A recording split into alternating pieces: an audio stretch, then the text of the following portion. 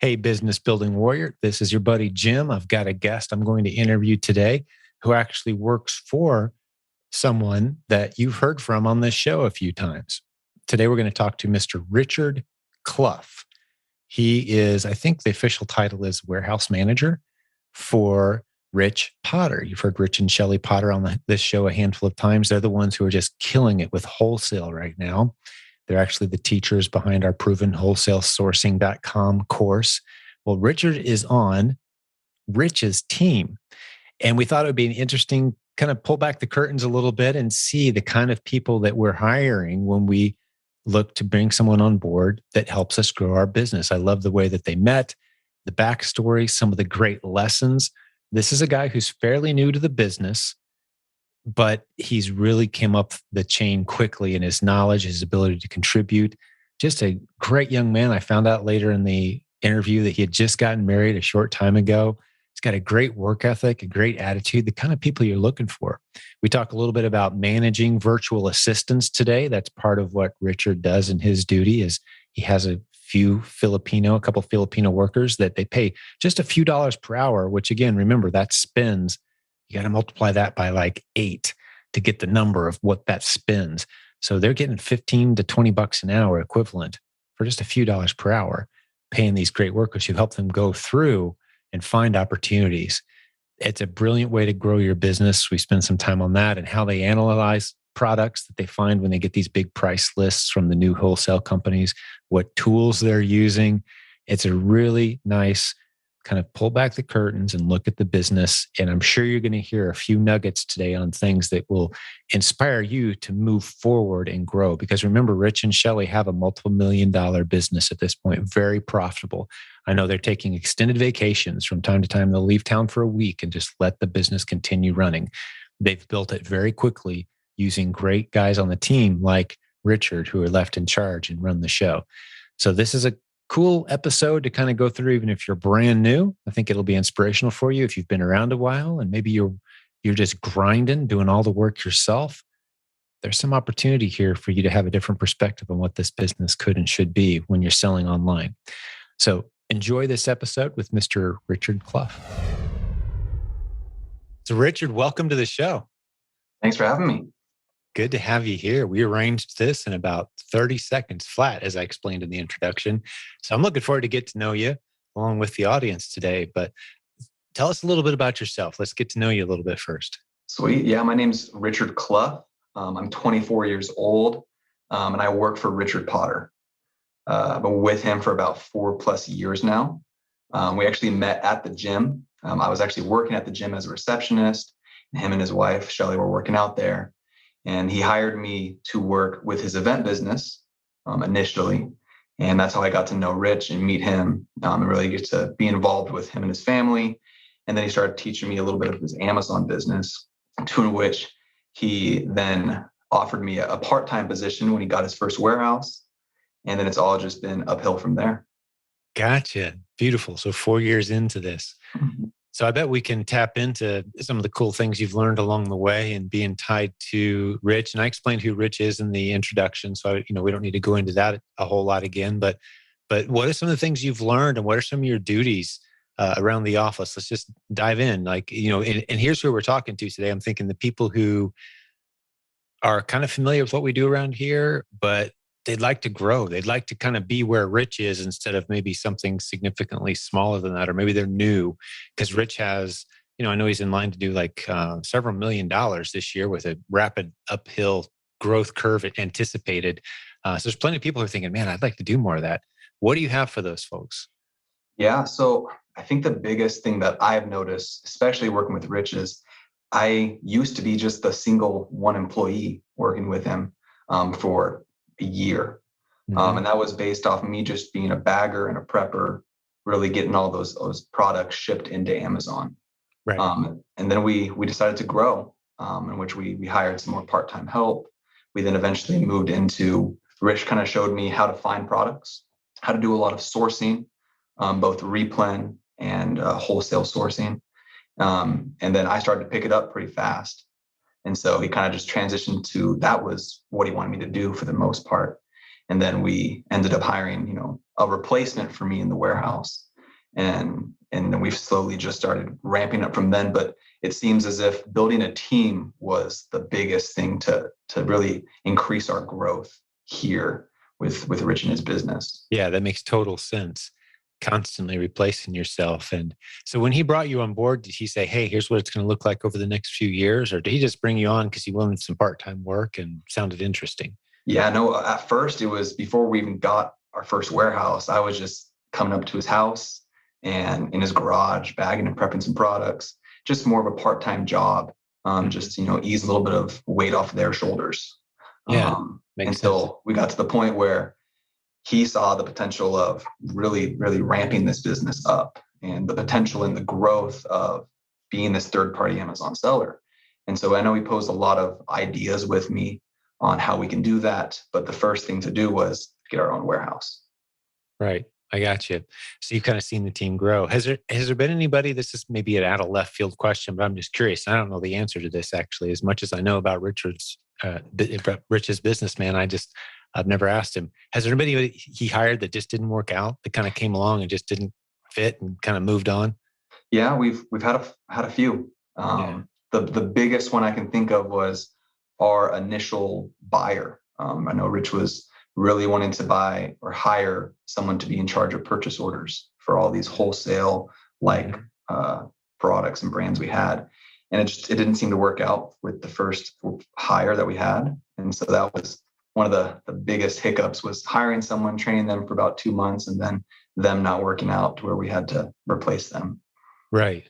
Yeah. Because that's one of the challenges you face. I think all of us face is letting go of some of these tasks, and someone comes in, they're new and they're not as good at it as we would have been. And you spend all that time, it can be very frustrating. But so does everybody kind of start out the same level with you guys? Like the person who came in to do the POs, did they come in just for that gig, or did they start off like bagging and prepping too? Or yeah, so I think a lot of times with a lot of our bigger roles, if it be repricing or in charge of purchase orders or even warehouse management, I think it's more of a part-time. With our initial buyer, we hired specifically for a buyer, but it was about 20 hours a week or so doing that, and the rest was going to be inside the warehouse to help prep and bag these products. So kind of giving the employees a little bit more familiar with multiple aspects of the business. Yeah, I think that's smart. I think if people are looking, if you're wearing all these hats as the owner, why not hire people who are capable of wearing several hats as they find their specialization, but just kind of know the whole operation. It reminds me a little bit of the way I think it's in Japan. If you go into hotel management, which is a pretty serious degree in that culture, pretty high level education, they start you out cleaning toilets, right? Like you're going to head to an office job eventually. We don't care about your big fancy degree. You're cleaning toilets, cleaning bedrooms. You're learning what it is to do the job at the base level. I think that's really smart, rather than bringing in anybody who has an attitude of like, oh, I'm kind of too good to be touching plastic bags. You want people who are willing to get their hands dirty when the time comes. I think it adds a lot of appreciation towards all the, and in our case, departments, because Rich has built it up to where we have multiple departments within his Amazon business. And in doing so, like I even spend, 4 to 8 hours a week sometimes in the warehouse helping bag products and ship products out. So I have more of an appreciation for everything that we do. Yeah. How big is the team now? I haven't heard a number lately. We're double digits. So I think 10 or so. We have 2 virtual assistants. Yeah. And so we're growing, every few months, it feels like we're just adding another person. Yeah. And I've heard that those virtual assistants, they do a lot of the wholesale research, the proven wholesale sourcing course, provenwholesalesourcing.com, right? Yeah. We're going through that right now with hundreds of our students. And I guess you're going to be doing some of those sessions too, right? We haven't recorded it. Now, by the time people hear this, maybe it's all been recorded, but the people going through the live experience, you're going to be one of the teachers, I understand. Yeah, so I've already participated in helping. I think on week 2, I helped out with Rich a little bit. And then our next 2 weeks, I'm going to participate a little bit within each call. Gotcha. So from your perspective, you understand replens, right? You've seen that part of the business. You've sourced replens. You know what a good one looks like, and compare that then with your perspective on a wholesale replen. Like talk through those two. I always like to hear people kind of describe the business from their own vantage point.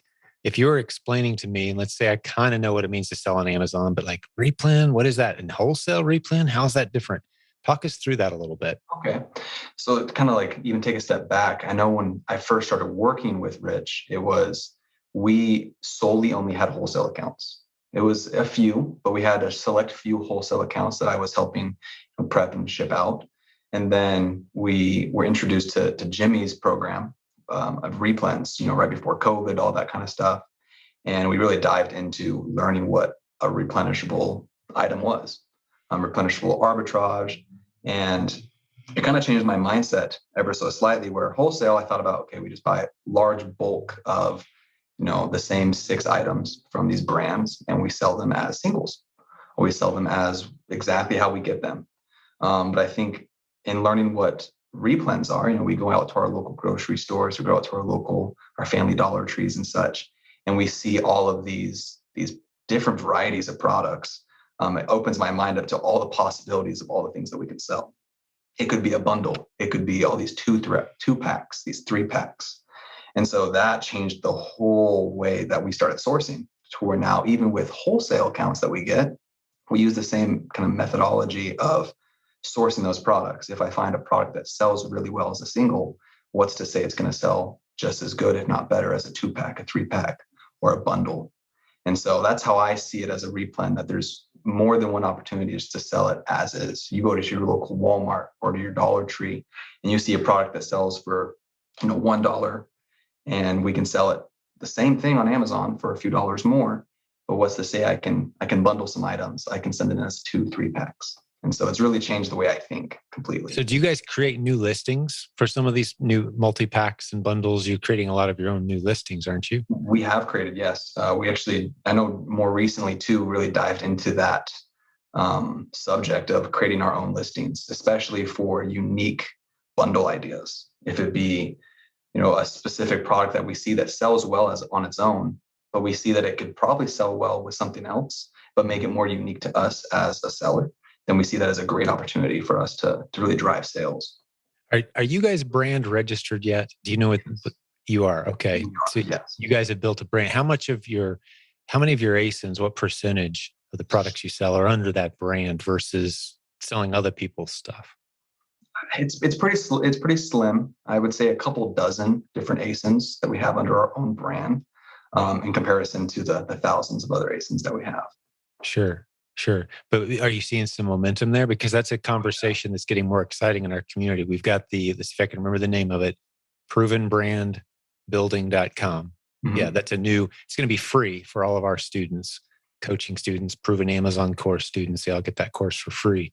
But it's something that sounds like you guys are starting to step into that a little bit. Yeah. Talk us through that process. You seeing some momentum there? Are you tracking those numbers? Is that part of we are. Yeah. It was right off the get-go. There was one specific product, for example, that we were hesitant on, just because the same, idea of this is a great selling product on its own. What if we add something to it and make it unique to ourselves, but it still adds the same value as it did as a single? Mm-hmm. We tested, 5 or 6 out of this one specific product, and it was gone just like that, sold just like that. So we're like, okay, this has some potential, to where now we just sent in 100 of the same product, just in Amazon, just so we can keep that momentum going. No, without creating competitors for yourself, talk me through what's in that. None of these are products you went out and private label created or had made on your own. These are fairly easily sourced, I'm guessing, either wholesale or replen type products, and you just created a bundle out of existing hot products, correct? Yeah, no, actually, to make it even, the product that we initially started with was kind of replen based, as something that you could get at your local grocery store. Mm-hmm. And then we added just a unique product with it to make it more of a bundle. And then it is a food-based product. So we added kind of our own recipe card with our own brand kind of registered on that card. And so that, the customer gets it, they can be like, oh, I have a pre-made recipe for this specific product. And so it's really just added a little bit more value to us as a brand, but also the seller sees it as a valuable product. And what we're seeing is, if that's under your brand registry, you're very protected.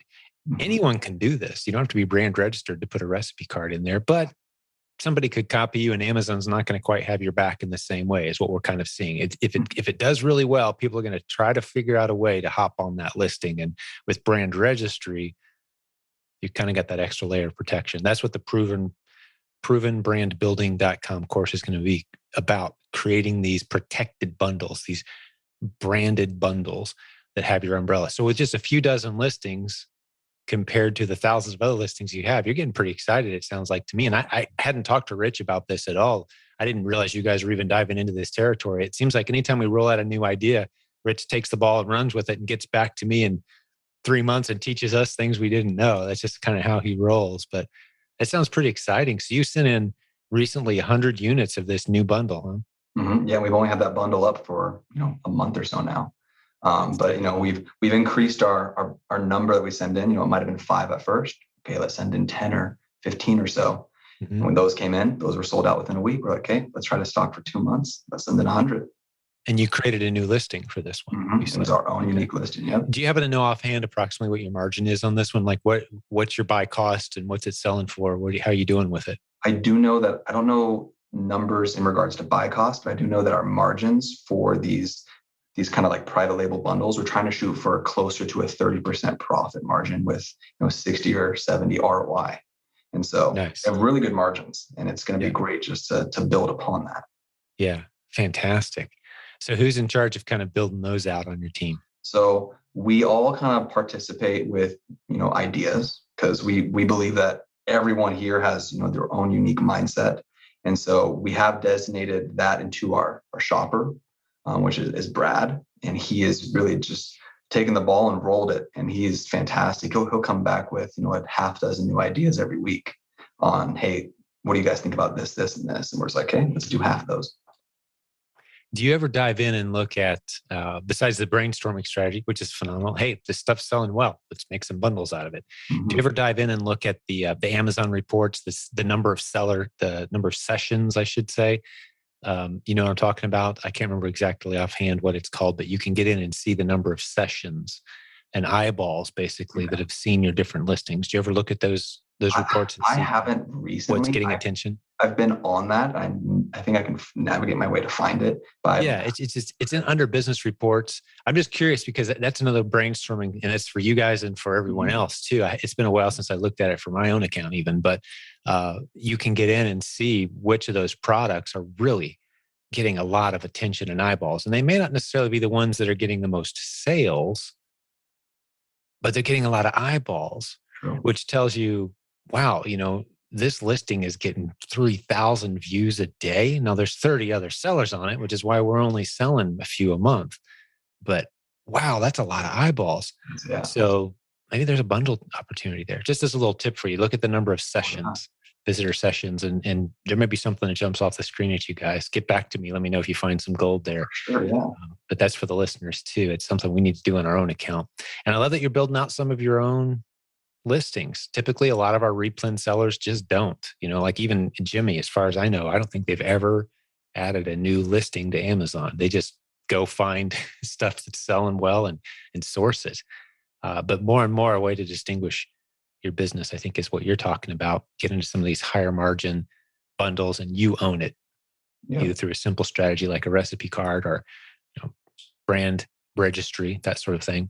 So what else have you learned around here, man? Give us some tips or strategies. I know you teach some of the courses. When people come out there, we'll stick a link in the show notes to the live session that you guys do, the 4-day session where they see the warehouse, see the products, see the whole process, go out there to Phoenix and hang out with you guys. Take us through some of maybe the golden nuggets from that experience. Yeah, no. So, I've been blessed by Rich to be a participant in a lot of our trainings here. It's that 4-day training or so. I'll sit in every day. I'll participate as if I was a student, adding my own input and such. But I've also been able to teach specific sections that, Rich is very confident that I've mastered. It's something I'm always trying to improve.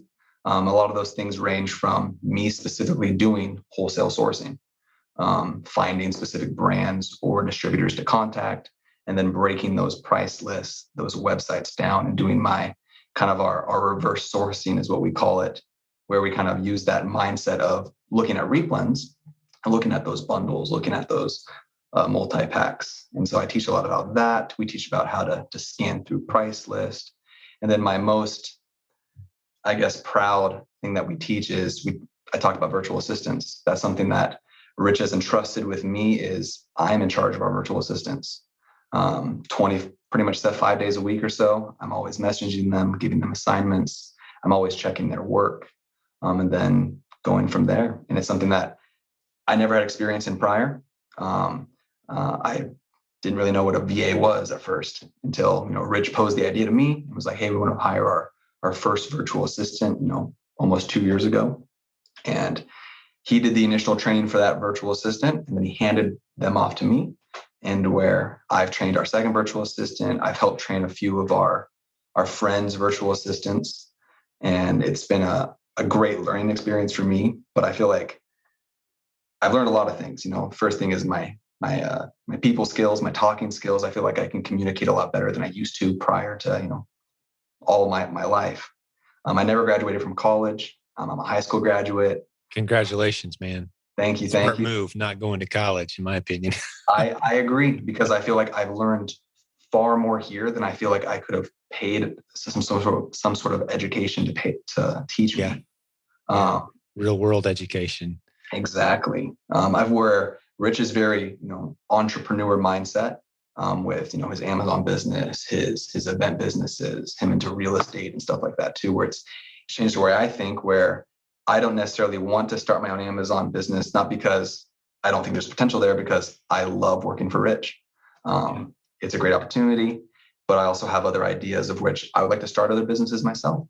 And so it's been a real big eye opener for me, that potential that we as humans can have by really just thinking outside the box. Yeah, that's right. That taking that entrepreneurial spirit. And I know Rich has multiple things he's into and always looking to free himself up and surround himself with great people, as we see with you, Richard. Like, you surround yourself with competent people who care and capture the vision. You can do some pretty incredible things. Pardon the brief interruption. We'll get back to the show in just a moment, but I want to tell you about our latest sponsor, Sellex.com. By the time you finish listening to this episode, a new competitor could have come on the scene and start selling on Amazon. How are you going to beat them? Well, having a great product may not be enough anymore. You need a great pay-per-click campaign as well. That's what Sellex does, PPC analysis. That's why Sellex has teamed up with leading global pay-per-click experts to create the best Amazon PPC evaluation tool in the industry, and it's available for free to listeners of this show if you go to Sellex.com/silent sales. That's Sellex, SELLIX.com/silent sales. This evaluation tool is built on aggregated and anonymized Amazon PPC data representing over $2.5 billion in ad spend across 170,000 products.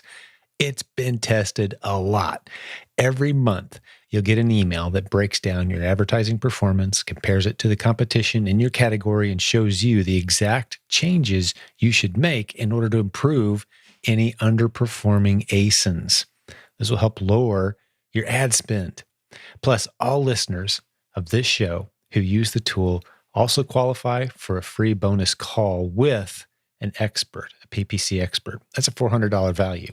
So get your campaigns evaluated. Claim your call today for free by visiting Sellex.com/silent sales. That's SELLICS.com/silent sales. Let's get back to the show. You surround yourself with competent people who care and capture the vision. You can do some pretty incredible things. I want to go back and revisit one of the things you just said that you focus on when you're teaching the class. You listed through a few things that you talk about, and go back to that list again, because one of them jumped out at me, and I'm trying to remember which one it was. But I said I made a mental note, like I want to go deeper on that. Okay, was it classes do you teach? Wholesale sourcing, right? And how we change our minds, or I change my mindset into the way I think. I think of these wholesale accounts in the sense of replens. These are going to be replenishable products, and I can really source them not as just a single product, but as, a 2-pack, a 3-pack, different varieties and such. Right. The sessions that you teach, there was another one in there though. I apologize. I should have jotted a note down because I was just enjoying myself listening. But there was another strategy that you talked about that you teach. Scanning price list. That's it. Mm-hmm. Boom, nailed it. Scanning the price list. Because I think some people may not know what that even means. Mm-hmm. And one of the things I love about the replens mindset is it's not about trying to find that next never heard of before, never seen before product. And like, we're going to build a better mousetrap and bring it to the world. Like, it's not that mindset. It's going through a list of products that already exist. And maybe you get a new wholesaler and they say, yeah, sure, we'll work with you. Someone your virtual assistant found, and they send you the price list and you're looking through 800 new potential products. Like, how do you decide which one you're going to go with? That's scanning through a price list, right? Talk us through that process a little bit. How do you guys make those decisions, and what's involved in that process? So at first, we've played around with a couple different price lists, a couple different great ones out there, websites, anything from Price Checker 2 to Analyzer Tools and such. We currently use Analyzer Tools. It's something that we like. I know we're always looking for the next best thing. But example being, we recently got a price list that from a pet distributor that I got the price list and it was updated, but it had 30,000 products on it. Right. And at first glance, like, that is very overwhelming. Like, I could spend a whole year, it feels like, looking through that price list, because you could be copying UPCs, you could be pulling up the brand directly on Amazon.com and just spending hours on end. And so we kind of walk through what we're teaching our students is that, yes, it might seem overwhelming at first, but it's not as overwhelming as you might think it is. With a lot of these tools or these scanners, they give us options to filter out kind of a lot of the junk. And I teach a lot about prepping a price list, familiarizing yourself through the distributor or the brand with maybe restricted like products or brands that you cannot sell on Amazon, and then filter through that price list before you even scan it and get rid of all that junk. This one particular has 30,000. I will ask the distributor, hey, what brands am I not allowed to sell on Amazon? They give me a list. That list consisted of 90,000 or 9,000 products. And so all of a sudden my price list is now 20,000 products or less. Right. And so it's just narrowing it down until I plug it into my scanner. And the scanner gives you, the option to, if you don't want to look at listings that Amazon competes on, okay, I'll filter those out again. Oh, there's another 5,000 gone. And so you're slowly trickling it down to where you might only have a few thousand or a few hundred left. Let's say your margins are, you want 20% for profit. Okay, well, let's set maybe a 15% for profit. And I'll look at all of those. Get rid of all the stuff that's 10% or lower. And so there you go. I have 1,000 listings to look at. And then I can kind of jot those down and break it down from that. So that's something that we teach all our students. It's something I do on a regular basis. That's something that we've also transitioned into teaching our virtual assistants. I will give my virtual assistants an untouched price list, and they know how to prep it, how to scan it, how to go through it. And then that specific price list I'm talking about with 30,000 products, our virtual assistants sourced through it and found 125. It was a great, add-on to our business, and it's always been a great supplier since. Now, as a final step in that process, once you've got it narrowed down, I'm assuming the last filter you guys are putting them through is a replens type filter, just looking at it from how many can we expect to sell per month based on the drops? Where's our margin at? Because it's one thing to say, well, here's the buy box today. And it's another thing to say, what's it doing over time? Where are we heading with this? And then so you kind of drill down and find the gold. It's like shaking a pan of gold at the creek, right? Or at the stream. And you get those last few nuggets out. So yeah, I love that process. Yeah, no, it's great. And then we'll transition strictly into kind of a manual sourcing, like you were saying, where we'll look at our Keepa charts. We'll look at our rev cell. We'll look at all the data that's provided with us and see if it's something we want to move forward with. Yeah, beautiful. Well, you mentioned using virtual assistants, and that's a topic that comes up from time to time on the show. I'm going to drop another resource on everybody. This has got a bit of a waiting list to it. It's so popular. It's our provenreplensva.com. Provenreplensva.com. I'm pretty sure that's it. If that doesn't work, check in the show notes. But it's basically, we're training virtual assistants as fast as we can. And actually, your buddy Rich Potter there, we're talking as well about starting to train them on how to source wholesale source as one of the things. But we're starting to train virtual assistants for people rather than have them go out, find their own virtual assistant, get them trained and up to speed. We're saying, hey, we can do that part for you and turn them loose. But talk us through that process. What do you pay them approximately per hour? If you happen to know, you may not, but just ballpark. And what all duties do they take care of for you guys? How much work are you sending them? Yeah. And you said they're the Philippines, right? Yeah. So ours are based in the Philippines. Actually, both of our VAs are sisters. And so they already have a family relationship. And I know they communicate outside of work in regards to what they do. We started paying our virtual assistants at $3 an hour. And it was part-time at first, because once again, I know one of the biggest hiccups that people have is, what if I don't hire the right virtual assistant? Like, what if it doesn't work out? Right. So we kind of do like a testing period where we had a couple weeks, if not a month or so, where they were only part-time. We were paying them $3 an hour. So it wasn't necessarily a lot out of our pocket, but according to our research and even me talking to our VAs, $3 an hour is a pretty nice wage out there. Oh yeah, for sure. And some people get worked up as like, oh, that's exploiting. And we've covered that in plenty of other places, plenty of other times. That those $3 spends like about $15 to $20 per hour in the Philippines. That's just the nature of economics and supply and demand. And I always say I don't discriminate based on where people live when I hire people.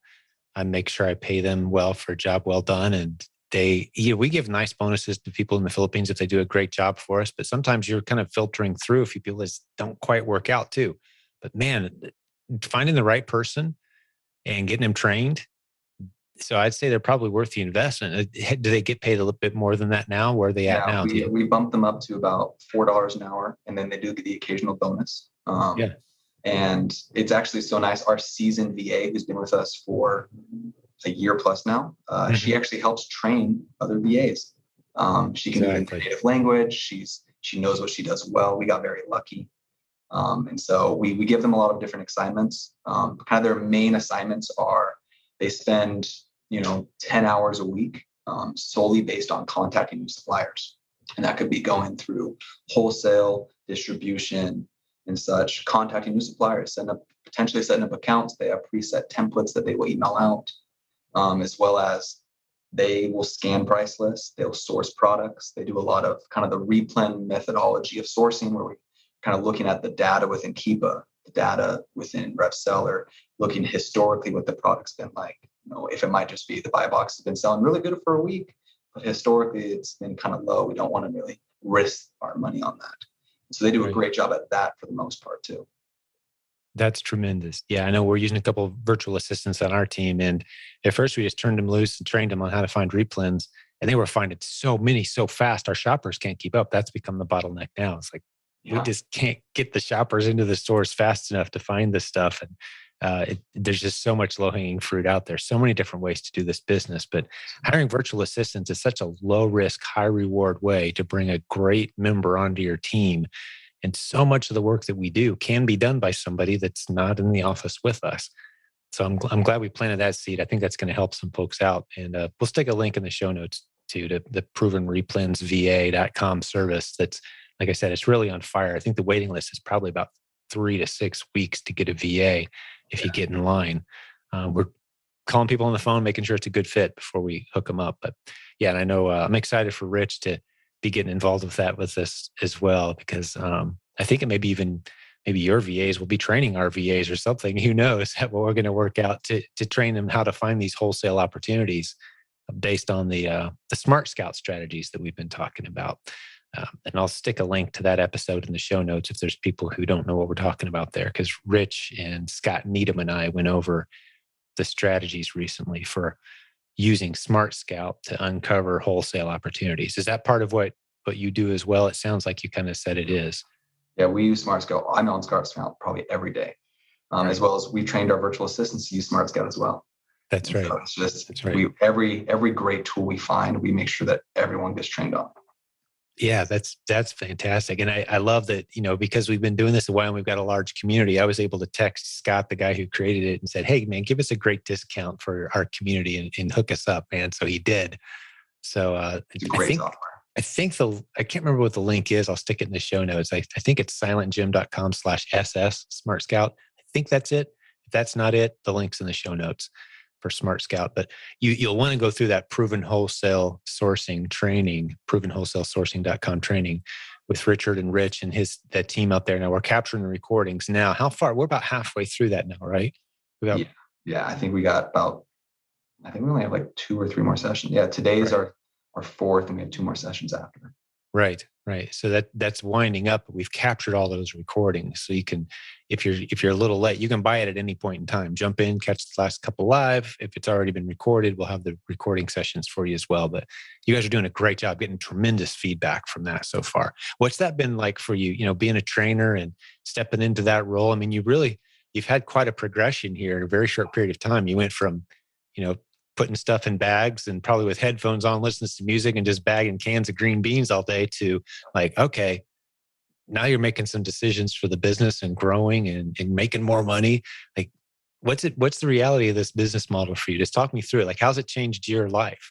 I mean, it's changed my life in more ways than I can count. The friendships I've made first off have been incredible. Obviously, my financial status is doing great as well. I've also, just like we said before, I've learned skills that I feel like I couldn't learn anywhere else. And these could be skills that have direct relations towards Amazon or selling on Amazon, but also skills that I can take into my everyday life. My work ethic has changed exponentially as well. And it's just, I think it's really opened the door for me with so many different opportunities to live my life. It's a little overwhelming sometimes. Rich will go out of town for 2 weeks. He's like, I'm gonna go on vacation. He's like, you're in charge. I'm like, okay, let's do it. But it's, I actually appreciate him putting me in those positions, because it really kind of almost forces me to accommodate, to make it work, and to learn everything I need to know. And so it's something that I might spend, I work 40 hours a week or so, but 10 of those hours could be me just completely learning new softwares, learning new things, and really just enhancing my knowledge in my everyday life. So it's been an awesome opportunity.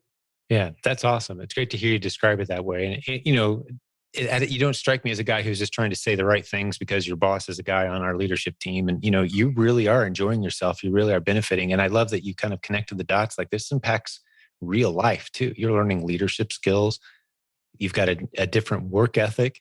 You know what it's like to be part of a team and building something together.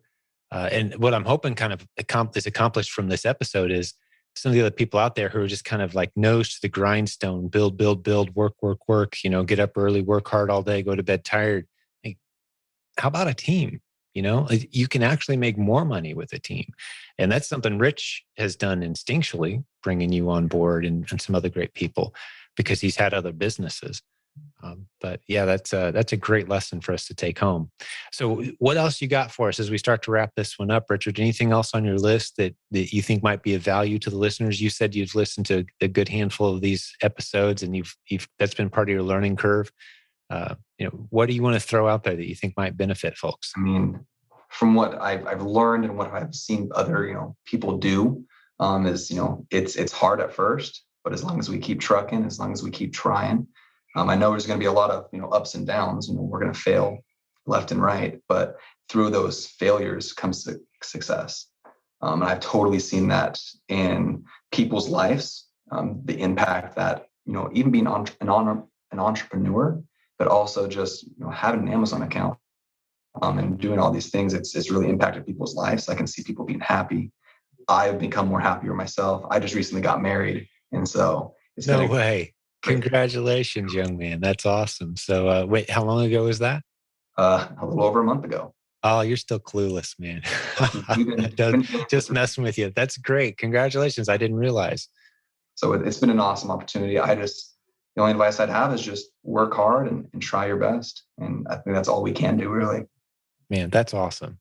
And it's been a pleasure getting to know you. This is really cool. I think folks are going to really enjoy this episode. And hopefully one of the big takeaways I want to drive home is there's Richards out there. If you're doing this business and you don't have to wait till you got $1 million business or even, 30,000 a month or whatever it is you're going for, start thinking about it now. Maybe it starts with a virtual assistant. Maybe it starts with someone you run into at the reception desk at the gym who has a good attitude.